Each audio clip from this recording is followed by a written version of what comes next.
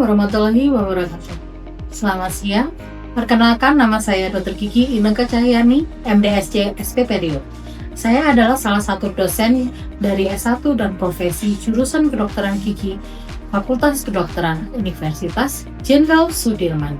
Pada kesempatan kali ini, saya akan melakukan penjelasan mengenai mata kuliah yang sedang saya ampu, yaitu mata kuliah periodonsia 3 dengan kode KGP 21083 yang akan saya lakukan dengan metode DIA, yaitu Delivery, Interaction, dan Assessment.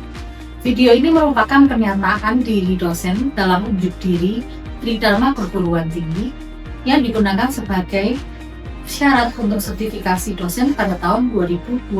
Mata kuliah periodonsia 3 yang saya ampu bersama tim teaching memiliki bobot 1 SKS dan dilaksanakan pada semester ketiga.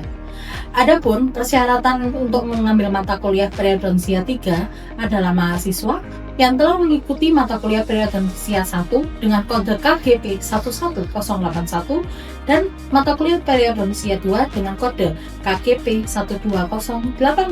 Pada mata kuliah ini, mahasiswa akan diajari tentang pemeriksaan jaringan periodontal, diagnosis, rencana perawatan, prosedur perawatan, serta KIE kepada pasien, terutama dalam prosedur bedah, yaitu seperti operkulektomi, gingivektomi, pada perawatan desensitasi gigi, serta bagaimana mereka nanti akan membuat jurnal dari laporan kasus-kasus tersebut. Secara komprehensif, mahasiswa dapat mencapai kompetensi seperti yang diharapkan dalam standar kompetensi dokter gigi, khususnya domain 1, 2, 3, dan 4.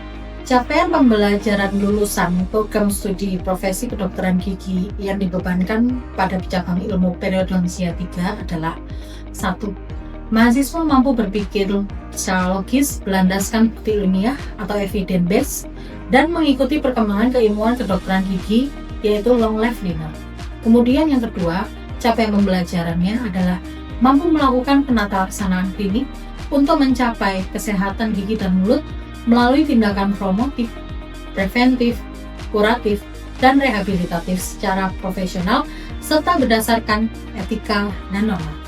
Capaian pembelajaran mata kuliah periodonsia 3 adalah yang pertama, mahasiswa mampu melakukan telaah, audiensi, dan analisis secara kritis terhadap artikel jurnal terutama dalam kasus periodonsia dan menyusun laporan yang berisi konsep teori aplikatif berdasarkan pendekatan evidence-based practice. Kemudian, mahasiswa mampu mensimulasikan prosedur pemeriksaan dari jaringan periodontal. Kemudian, mahasiswa mampu melakukan penegakan diagnosis dan menentukan prognosis. Mahasiswa mampu juga menetapkan rencana perawatan dan prosedur perawatan operkulektomi. Selanjutnya, mahasiswa mampu menetapkan rencana perawatan dan prosedur perawatan gingivektomi. Mahasiswa juga diharapkan mampu menetapkan rencana perawatan dan melakukan prosedur tindakan desensitisasi. Yang terakhir, mahasiswa mampu melakukan komunikasi, informasi, dan edukasi terhadap pasien. Referensi yang digunakan pada mata kuliah periodonsia 3 cukup beragam, yaitu yang pertama, menggunakan Carranza Clinical Periodontology. Yang kedua, Essential of Clinical Periodontology and Periodontics. Yang ketiga adalah Color Atlas of Dental Medicine Periodontology. Serta yang terakhir, kami juga menggunakan jurnal-jurnal yang berhubungan dengan hal-hal periodontologi. Metode pembelajaran yang digunakan pada mata kuliah periodonsia 3 ini dilaksanakan melalui dua metode, yaitu yang pertama metode sinkronus dan yang kedua adalah metode asinkronus dengan menerapkan student centered learning. Bagaimana itu metode sinkronus? Pembelajaran dengan metode sinkronus dilaksanakan dalam ruangan atau dapat juga dengan menggunakan aplikasi Zoom Meeting. Namun, apabila menggunakan pembelajaran dengan model asinkronus, dilaksanakan menggunakan LMS dari Universitas Jenderal Sudirman, yakni LGRU atau Learning Jenderal Sudirman University, dan menggunakan WhatsApp Group untuk memfasilitasi mahasiswa berhubungan dengan PIC dari mata kuliah tersebut. Metode pembelajaran menyesuaikan dengan bahan kajian dan tujuan pembelajaran. Yang pertama, pembelajaran tatap muka untuk melaksanakan kontrak mata kuliah dan kuliah pendahuluan mengenai materi perawatan periodontal. Yang kedua, studi kasus. Studi kasus digunakan untuk mengetahui bagaimana perawatan operkulektomi, perawatan gingivektomi, perawatan desensitisasi. Dan yang ketiga, nantinya akan ada presentasi individu, yaitu mempresentasikan hasil dari perawatan kasus-kasus yang sudah dilakukan sebelumnya. Dan yang keempat adalah bagaimana praktik klinisnya berjalan. Sistem penilaian dari mata kuliah periodonsia 3 itu ada 2, yaitu secara formatif dan secara sumatif. Nilai akhir dari mata kuliah periodonsia 3 itu sendiri akan ditentukan dari penilaian prosedural praktik klinis dari mahasiswa, kemudian bagaimana hasil dari presentasi laporan kasus, dan yang ketiga yaitu ujian. Ujian dapat berupa written test dan dapat juga berupa CPT. Sistem evaluasi mata kuliah periodonsia 3 itu menggunakan komponen nilai akhir. Komponen nilai akhirnya berasal dari 85% dari diskusi dan kemudian praktik klinis, 10% dari laporan kasus atau pembuatan jurnal, dan 5% terakhir adalah dengan dari nilai CPT ataupun writing test. Total bobot dari keseluruhan adalah 100%. Pada akhir pembelajaran dilakukan monitoring evaluasi atau MONEV baik kepada mahasiswa maupun kepada tim teaching. Apakah guna MONEV tersebut? Guna MONEV tersebut adalah untuk dapat meningkatkan serta dapat mengatasi kekurangan dari sistem pembelajaran sebelum-sebelumnya. Demikian yang dapat saya terangkan mengenai mata kuliah yang saya ampu, yaitu mata kuliah periodonsia 3 yang dilakukan oleh mahasiswa profesi jurusan kedokteran gigi Fakultas Kedokteran Universitas Jenderal Sudirman. Selanjutnya akan ditayangkan cuplikan dari proses pembelajaran sinkronus yang berupa tatap muka serta adanya small group discussion. Selamat menyaksikan. Selamat siang adik-adik semua. Saya Dr. Gigi Inneke SPP Rio hari ini akan memberikan mata kuliah periodonsia 3 ya buat adik-adik semua. Sebelum memulai kuliah pada hari ini, baiknya kita mulai berdoa ya dengan ajaran dan keyakinan masing-masing. Silahkan berdoa dimulai, ya berdoa selesai. Hari ini memasuki semester 3 ya, betul ya. Jadi kalau sudah semester 3, perawatan periodontalnya nanti kalian akan difokuskan tentang bagaimana periodontal surgery atau fase 2. Periodontal surgery itu apa sih? Prosedur di mana dilakukan pemotongan atau insisi jaringan gingiva dengan tujuan mengontrol jaringan periodontalnya. Sebelumnya pasti sudah dilakukan fase 1 terlebih dahulu ya. Kegunaan yang kedua sebenarnya dari prosedur bedah periodontal adalah untuk memperluas lapang pandang dari pekerjaan kita. Tujuan dari bedah periodontal, aksesibilitas dari instrumentasinya ke akar gigi untuk mengeliminasi inflamasi, kemudian mengeliminasi pocket, kemudian menciptakan kondisi stabil dan sehingga mudah dirawat. OH-nya wajib baik. Kemudian gunanya juga bisa mengkoreksi gingiva yang abnormal dan morfologi tulang alveolar yang kurang baik. Bedah periodontal yang lebih lanjut itu digunakan untuk apa? Meregenerasi jaringan periodontal. Menyiapkan lingkungan periodontal yang siap untuk perawatan, restorasi, dan prostodonsi. Mengembalikan fungsi dari pengunyahan untuk meningkatkan estetika. Kalau meningkatkan estetika berarti hubungannya dengan kondisi gusi yang resesi. Indikasi dari bedah periodontal biasanya pocketnya ke arah sedang dan dalam. Adanya keterlibatan furkasi kelas 2 dan 3. Jadi memang untuk kondisi diagnosanya pasti sudah lebih berat ya dibandingin dengan fase 1. Pasti pocketnya bukan suprabony, infrabony. Kontur tulangnya juga biasanya sudah tidak beraturan. Pocketnya tetap tidak hilang setelah kalian melakukan fase pertama, yaitu fase scaling dan root planning. Tetapi bedah periodontal sendiri juga mempunyai kontraindikasi. Kontraindikasinya apa? Pasiennya satu tidak kooperatif dalam hal apa?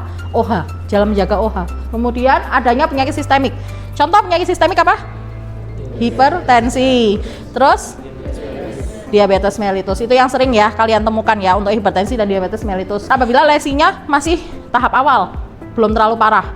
Jadi nggak perlu kita buka-buka gaya-gayaan kita mau bedah-bedah. Tapi kalau misalkan bisa di scaling root planning aja cukup, nggak perlu. Ada infeksi akut. Kenapa kok infeksi akut nggak boleh dilakukan bedah? Kenapa? Ya pasti sakit sekali. Kondisi masih akut, nyeri. Terus apabila prognosisnya buruk. Ingat, setiap kali mau melakukan bedah periodontal kita harus melakukan persiapan pasien. Pasiennya harus dalam kondisi sehat. Kemudian cukup tidur ya. Kalau wanita tidak boleh dalam keadaan menstruasi, betul. Kalau memang ada infeksi akut, kemudian ada rasa sakit, rasa tidak nyaman, atau kondisi mulutnya mungkin terlalu banyak kuman atau bakteri, kita bisa melakukan premedikasi.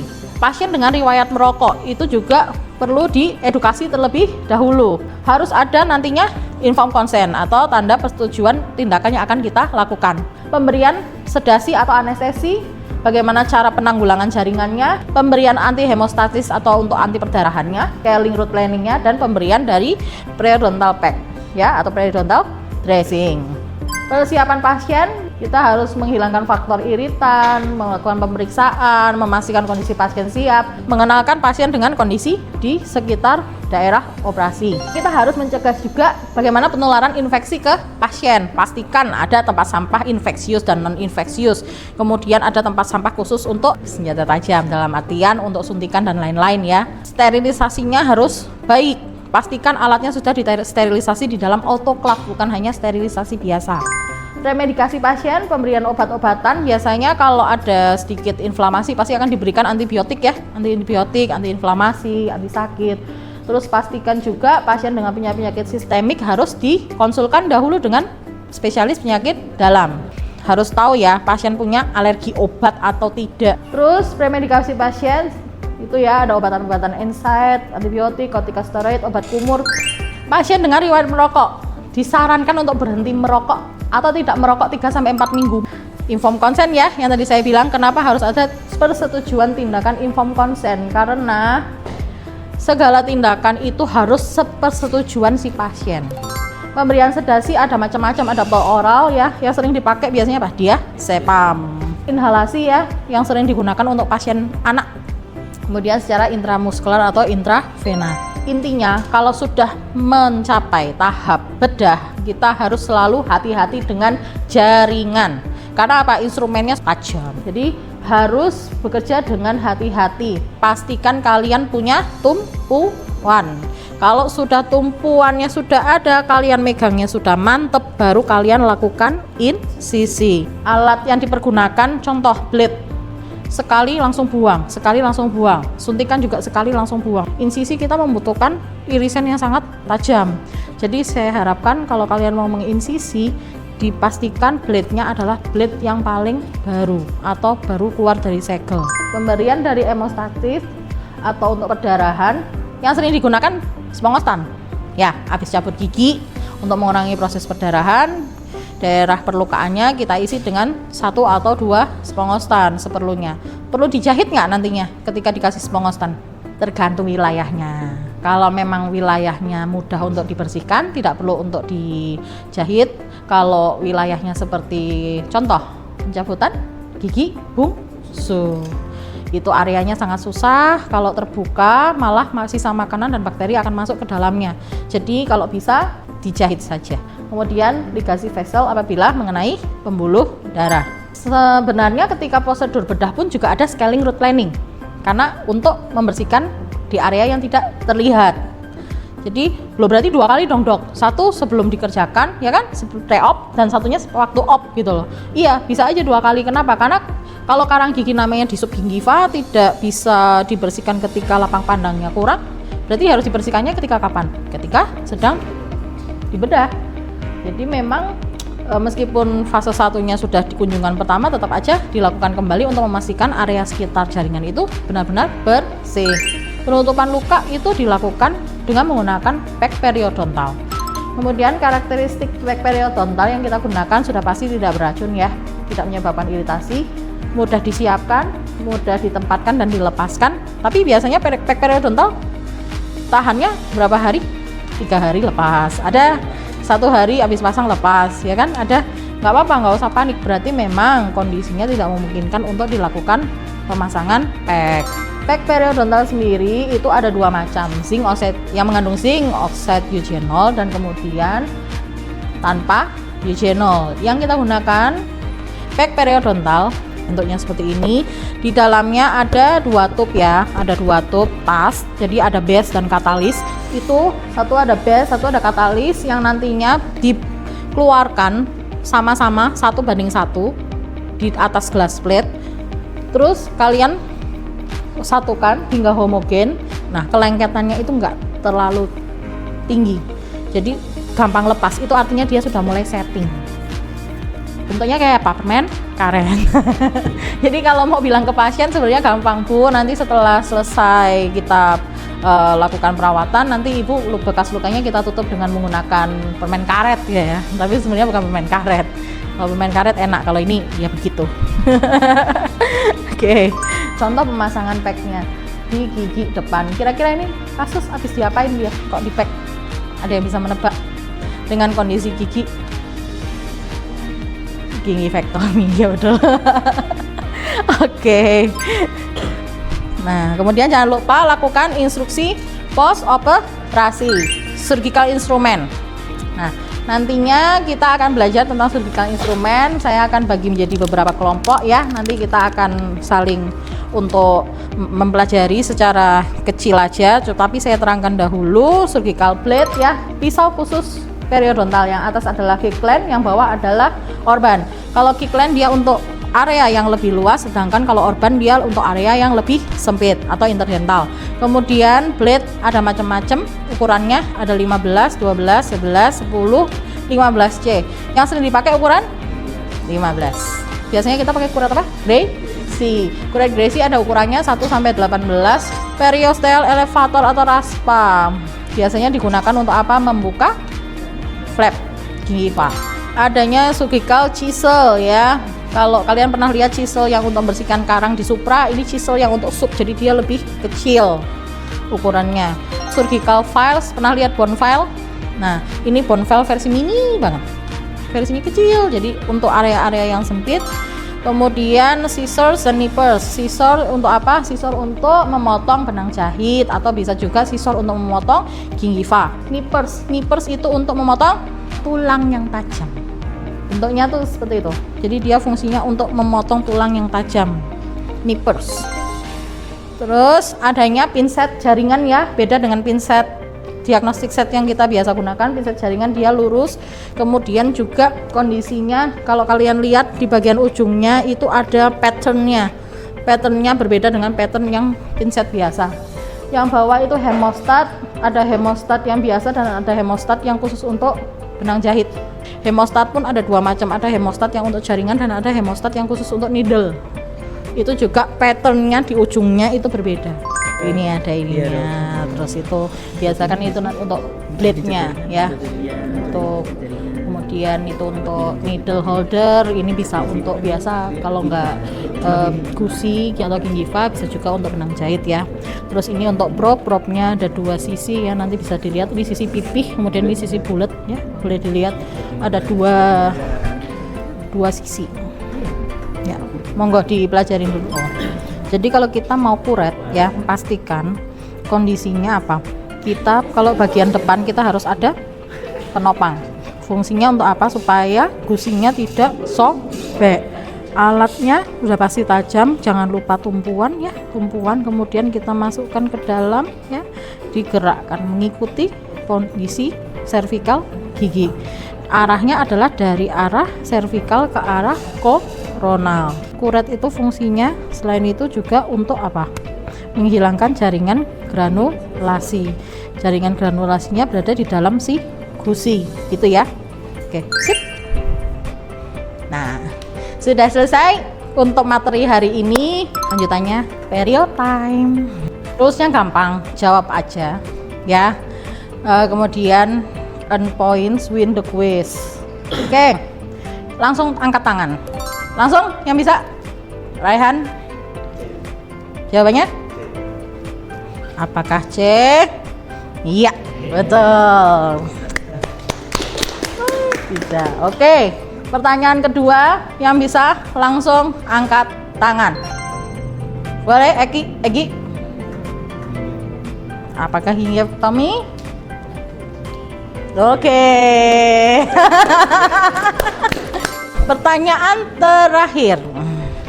Cepet kan kuisnya? Udah pinter-pinter kok. Oke. Ayo, angkat tangan yang bisa. Rinda. False? Yeah.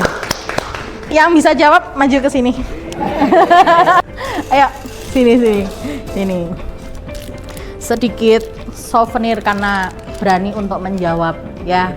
Saya senang kalau di kelas tuh aktif seperti ini. Terima kasih. Ini untuk Erlinda bros aja ya. Kalau cowok nggak mungkin pakai bros soalnya. Oke, ganci. Oke, tepuk tangan semuanya.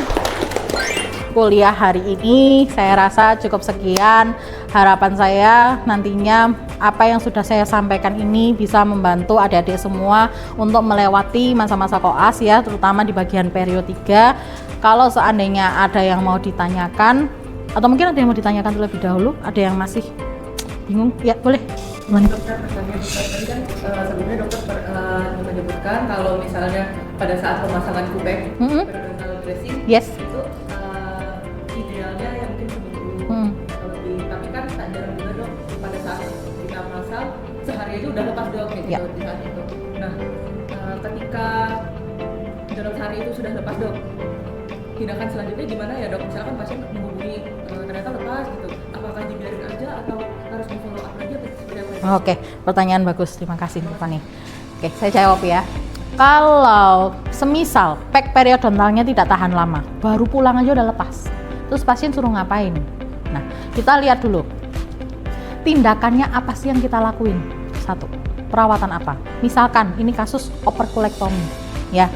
Bedah operculektomi berarti kan kita menghilangkan jaringan operculum di gigi paling belakang atau gigi 4838, betul? Kalau gigi 38 dan 48 operculumnya itu di sisi mesial atau di sisi distal? Distal. Apakah ada gigi lain setelah gigi 48 di sisi distal? Tidak ada, langsung sudah gigi mukosa ya dan ramus ya di situ ya semua ya. Kalau dalam kasus operculektomi berarti alasannya kenapa? Karena packnya tidak bisa menempel, tidak ada pegangannya ya. Harusnya pack itu menempelnya kemana? Jaringan keras, bisa gigi ya kan, bisa sesuatu yang keras seperti behel mungkin, kalau pakai behel ya itu bisa. Tetapi kalau tidak ada jaringan kerasnya, dia hanya bersandar kepada jaringan lunak, kemungkinan lepasnya memang sangat tinggi. Oleh karena itu tidak apa-apa, mungkin itu kan hanya awalan di awal ya, kita memberi pack itu kan sebenarnya supaya pasien nggak kaget. Tetapi kalau tidak memungkinkan, boleh nggak sih kita nggak usah pakai pack? Boleh, dengan satu syarat, pasien bisa menjaga OH dengan baik dan diberikan instruksi atau KIE-nya sangat jelas bahwa di bagian yang setelah dioperasi harus dalam kondisi bersih. Nah itu. Kalau disuruh datang lagi boleh, tetapi kemungkinan lepasnya ada nggak? Ada. Apakah pasien harus bolak-balik terus? Kan enggak. Jadi kalau untuk kasus tertentu kalau sudah lepas ya sudah nggak apa-apa. Jadi bedanya apa? Pasien tidak nyaman, mungkin kerasa sakit, darahnya menjadi lebih terasa. Paling bedanya itu aja. Selebihnya aman. Gitu ya. Sudah cukup jelas, Stefan? Siap. Oke, terima kasih. Baik, untuk kuliah hari ini saya rasa cukup sampai di sini. Terima kasih atas atensinya semua. Kemudian kalau tugas lanjutan ya, ini kan ada membahas tentang gingivektomi atau operculek. Nanti coba cari jurnal, dibikin resume, upload saja di Eldiru. Nanti di Eldiru masing-masing supaya nanti bisa dicek. Paling lambat besok ya. Untuk mengakhiri kuliah pada hari ini, marilah kita berdoa sesuai dengan ajaran masing-masing. Berdoa mulai, berdoa selesai. Selamat siang semuanya, terima kasih dan semoga perjalanan pulangnya aman di jalan. Terima kasih. Demikian pemaparan dan cuplikan video pembelajaran dari mata kuliah periodonsia 3 untuk mahasiswa prodi profesi jurusan kedokteran gigi Fakultas Kedokteran Universitas Jenderal Sudirman. Semoga apa yang telah saya paparkan dapat memberikan gambaran mengenai bidang pengajaran untuk pernyataan diri dosen, unjuk kerja tridharma perguruan tinggi. Saya mengucapkan terima kasih yang sebesar-besarnya kepada tim asesor dan panitia sertifikasi dosen tahun 2025. Saya juga berterima kasih kepada Universitas Jenderal Sudirman, terutama jurusan kedokteran gigi Fakultas Kedokteran Universitas Jenderal Sudirman, serta kepada para rekan sejawat dosen serta pada para mahasiswa. Mohon maaf apabila ada hal yang kurang berkenan dalam penyampaian ini. Wassalamualaikum warahmatullahi wabarakatuh.